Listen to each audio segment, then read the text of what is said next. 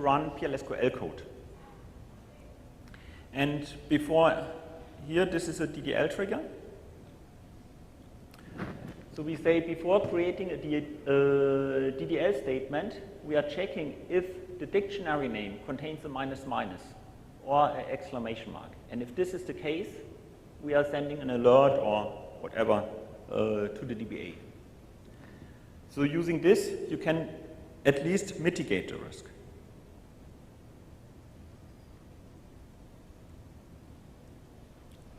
Now we are leaving shellcode in database objects, and we are going to auditing and some anti-forensics. Nowadays, most of the databases are not using auditing. From my experience, I would say less than 5%. Because auditing, most of the DBAs believe auditing costs performance. But if you use a only small piece of the auditing, it's possible to do auditing on every database. If you have a hardened or important database, a lot of people are using auditing. So it's a problem a pen tester should know.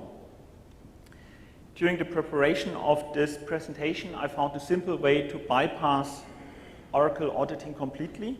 So it's possible to run any statement, and even if auditing is enabled, nothing is audited. And this is normally the nightmare of every compliance manager or auditor, if you can change the salary of someone else and there's no entry. Oracle is informed, but no information so far because I do responsible disclosure. And I hope Oracle will fix this within the next 6 to 12 months.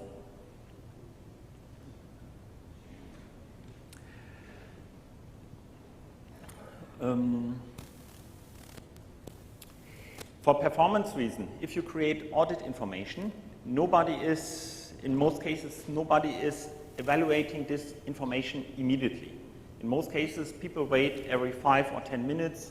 Sometimes, if you are paranoid, every 5 seconds, you are checking if there's a potential attack, and in this case, you do something. That's why it's important to be fast as an attacker. If you are able to remove all the traces you did during the attack within the first 5 seconds, you will be undetected in most of the cases. At the moment, Oracle Forensics is quite popular, and Paul Wright and David Litchfield released some forensics white paper, and David mentioned also a little bit anti-forensics. And the summary is, if you are an attacker, you are normally typically deleting the audit log, the fine-grained auditing log, and even if auditing is not enabled, Oracle is documenting some of the SQL statements, for example in this table, so it's a good idea to remove the information here as well.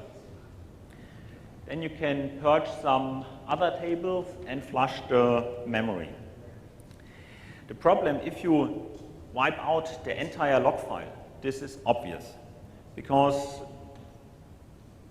many DBAs detect that this information is gone. So it's a better approach to delete only your own traces from the audit log as an attacker. And the easiest way to do this for Oracle auditing is to use a comment in your SQL statement. So in every comment you can use the /* sign. And if you are using auditing, this entire statement is written into the audit log. So what we can do now is we delete every entry containing hack in the box. And then the rest is not modified, only our own statements is modified. One of the problems, if you run the delete statement against the audit table, the delete statement again is written in the audit log. To get rid of this, you must work as usersys, because every command from usersys is not written in the audit table. Every command from the usersys is written into the event log or in syslog.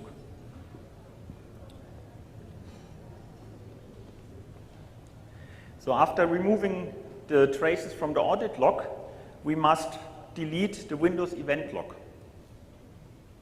And here's some nice code, and from Oracle you can also run operating system commands. So the first step is you create a file containing the following code. It's a little bit big.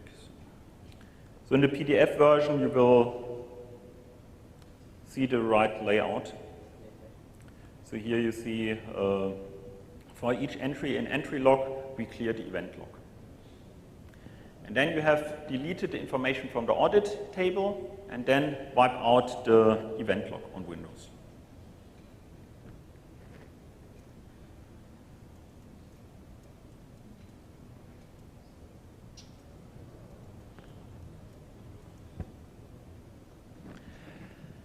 I already mentioned that many customers do not use Oracle auditing. They think, okay, it's better if you can control everything, and they developed their own auditing. It's quite common in large organizations. And to do this, they're using triggers. And in Oracle, you have different type of triggers. For example, you have a log-on trigger. Every time you connect to the database, the log-on trigger is executed, and in this log-on trigger, you can do something. For example, write the entire connect data to your own table. There are also DDL triggers, which are executed before or after running a SQL statement. There are error triggers, so whenever you are running an incorrect command, which throws an error message, you can call the error trigger. And trigger for custom tables. For example, if a user is modifying the salary of a user, you are saving the old value and the new value to a history table.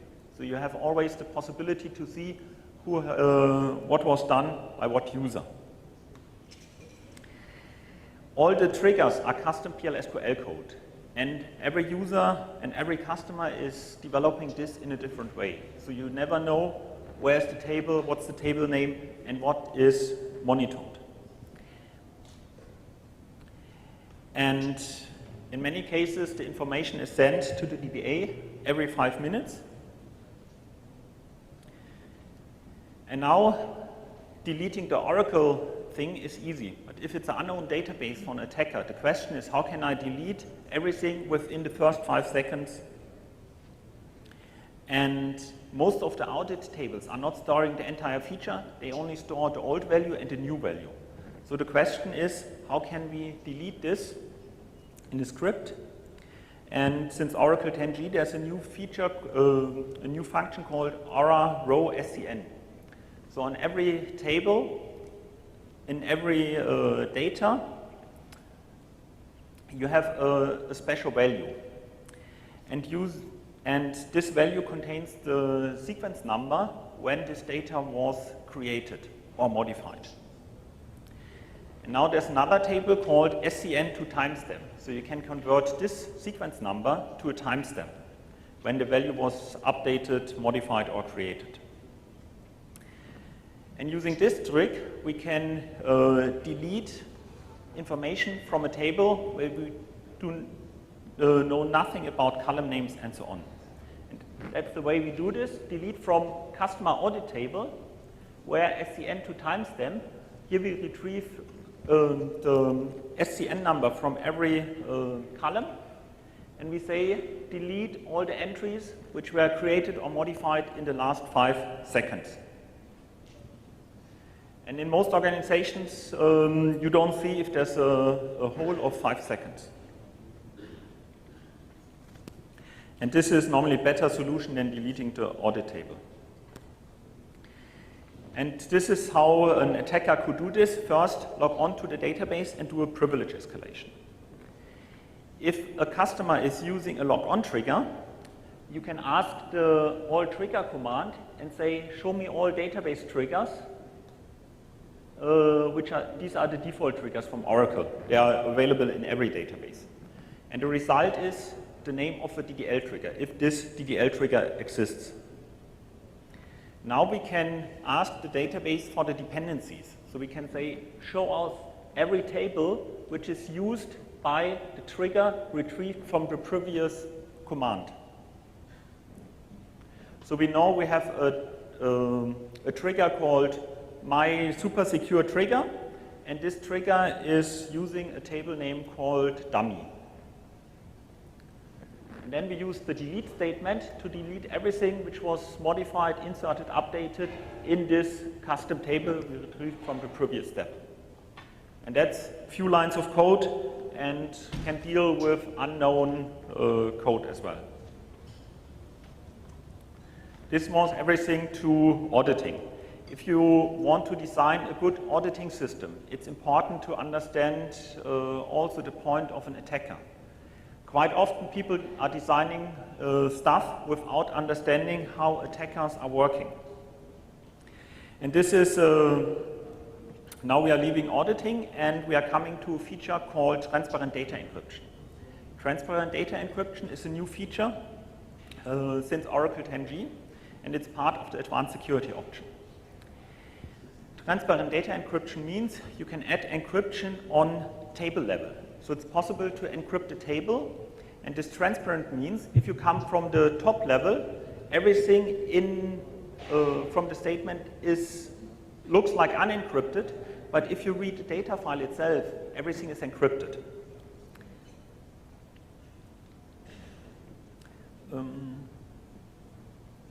The big advantage of transparent data encryption is Oracle is doing the key management for you. And the encryption keys to encrypt, decrypt everything is stored in an external file, or in 11G it's also possible to use hardware. And all the archive logs, redo logs are also encrypted, so if someone steals the archive logs, everything is encrypted. To use this feature, it costs only $10,000 per processor. That's one of the reasons most of the people don't have this. But in every installation, this is installed by default. So if you install an Oracle database, you have Oracle Advanced Security already installed. You are not allowed to use this without buying a license, but it's installed. And for auditors and for managers, this is a great feature, because you can say we are encrypting our tables using TDE, and all the credit card numbers are encrypted with AES 256. And for paper security, it's perfect. AES, check. But if the attacker comes from SQL or the application layer via SQL injection, everything is transparent, so it's not visible. Now we switch to view, and we are looking as a hacker to this feature. For the hacker, transparent data encryption is useful because it helps you to identify the interesting information. For example, a complete SAP system has up to 60,000 tables. The question is, you have no idea about SAP, where is the interesting information?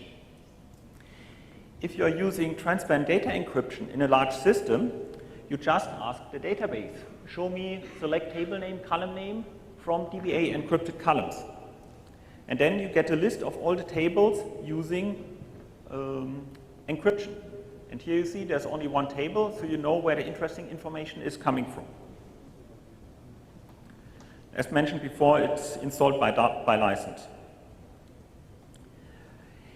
To use transparent data encryption, you must set an encryption key, and if nobody did this before, Oracle is creating a wallet containing for all the encryption keys, and this wallet is protected with a password.